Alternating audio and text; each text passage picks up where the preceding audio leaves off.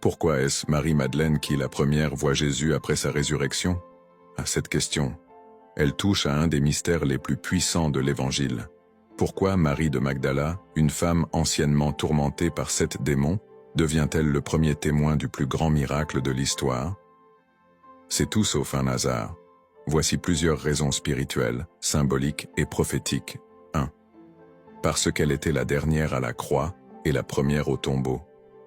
Alors que les disciples, même les plus proches, s'étaient enfuis, Marie-Madeleine est restée.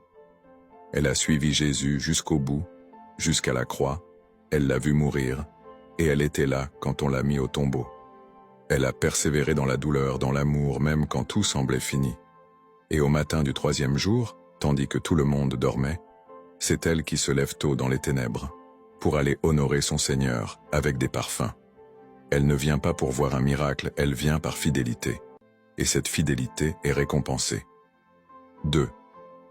Parce que son amour était vrai, pur, sans intérêt. Marie-Madeleine ne cherchait rien d'autre que Jésus lui-même. Pas la gloire, pas une position, pas un miracle.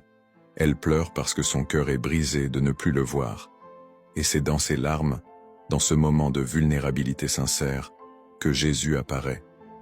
Femme, pourquoi pleures-tu? Qui cherches-tu? Puis il l'appelle par son nom. Marie. Et là, elle le reconnaît. Elle voit le ressuscité, pas parce qu'elle le mérite, mais parce qu'elle l'aime. 3. Parce qu'elle représente l'Église rachetée. Spirituellement, Marie-Madeleine est une image prophétique de l'Église.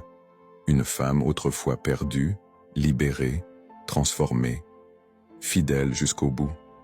La première à proclamer « J'ai vu le Seigneur ». Elle devient l'apôtre des apôtres, celle qui annonce aux disciples que la mort a été vaincue. Dieu choisit ce qui est faible selon le monde pour confondre ce qui est fort, comme dit 1 Corinthiens 1.27. 4. Parce que Dieu honore la restauration totale. Marie-Madeleine avait été libérée de 7 démons. Elle n'était pas une sainte au départ. Mais justement, plus elle a été pardonnée, plus elle a aimé, comme dit Luc 7.47. Elle est la preuve vivante que la grâce de Dieu peut relever n'importe qui, et que ceux qui ont été le plus brisés peuvent devenir les plus puissants témoins de la résurrection. En résumé, Jésus est apparu à Marie-Madeleine en premier car elle l'aimait d'un amour profond et désintéressé. Elle était présente, fidèle, même dans la douleur. Elle représente l'Église restaurée, libérée et passionnée. Elle est la preuve que Dieu élève ceux que le monde méprise.